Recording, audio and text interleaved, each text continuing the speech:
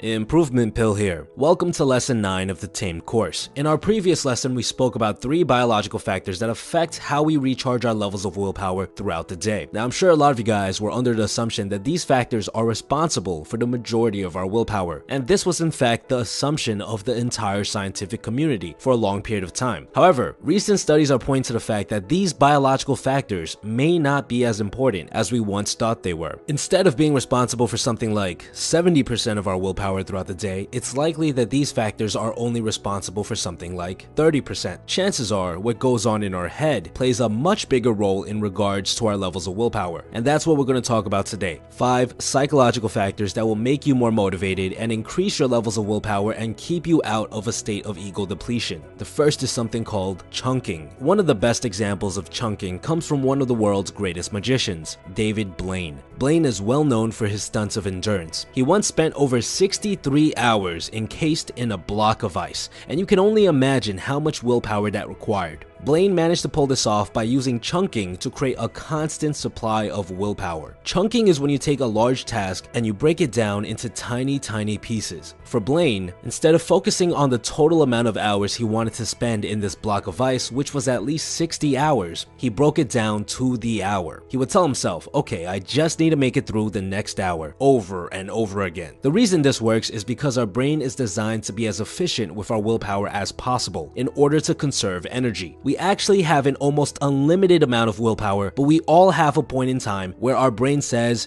nope, you've used enough, that's all you're getting for today. So when presented with a momentous task, your brain says, nope, we can't do this task, it's way too big, we don't have enough willpower to do it. But when you're using chunking and you focus your attention on one small piece at a time, then your brain says, hey, we could do this. Here's some extra willpower. And that's why in one of our previous lessons, I mentioned that we need to set a low bar when creating our routines. By setting a low bar, which is the minimum amount of work we're allowing ourselves to do, we're basically using chunking to get a little bit of extra willpower, just enough to force ourselves to stick to our habits. So how can we use this in our day-to-day lives? Well, instead of telling yourself that you're going to finish that 5-page paper right now, you're actually going to get more willpower, feel more motivated, and get more done if you tell yourself you're going to finish a single paragraph at a time. On top of that, chunking also increases the amount of confidence we have. Confidence is the second psychological factor that influences our levels of willpower. The more confident you are about a task, the less willpower it will require. Let's say that you want to lose 20 pounds. If I asked random strangers on the street how confident they were about this, most people would say that they weren't confident at all. However, if we use chunking and we cut this down to just 1 pound, most people would say, yeah, I could do it. Confidence is all about the small wins. By paying attention to small milestones, you actually become more and more confident towards your end goal. You start believing that you can actually do it. A great way to build confidence using small wins is by tracking your growth. For example, if you're someone who wants to lose weight, it's very effective to download an app like MyFitnessPal that allows you to track your progress. By tracking your weight and slowly watching your weight drop, this boosts your confidence and it requires less and less willpower to go back to the gym or stick to your diet. The third way we can influence our levels of willpower is by changing how we view willpower itself. Now, I know in our previous lessons I stressed the importance of things like avoiding ego depletion, and I taught you about ways in which our willpower levels are depleted. These things are real and serve a purpose, but a study conducted in 2010 by Professor Job V found that how we view willpower can severely affect our levels of it. For example, if you believe that willpower is limited, then you'll actually lose willpower faster than someone who believes willpower is unlimited. So what can we do about this? Well, let's establish the truth about willpower once and for all. The truth of the matter is, our levels of willpower far exceed the amount we use throughout the day. Our brain just likes to set a limit on it. However, if you've been studying the Tamed course, you've gained some knowledge about how it all works. And knowledge is power, which means you have more control over your willpower. So I like to believe that by studying willpower, I actually know how to tap into my unlimited willpower more than the average person. And by adopting this very belief, you'll find yourself with more willpower in the long run.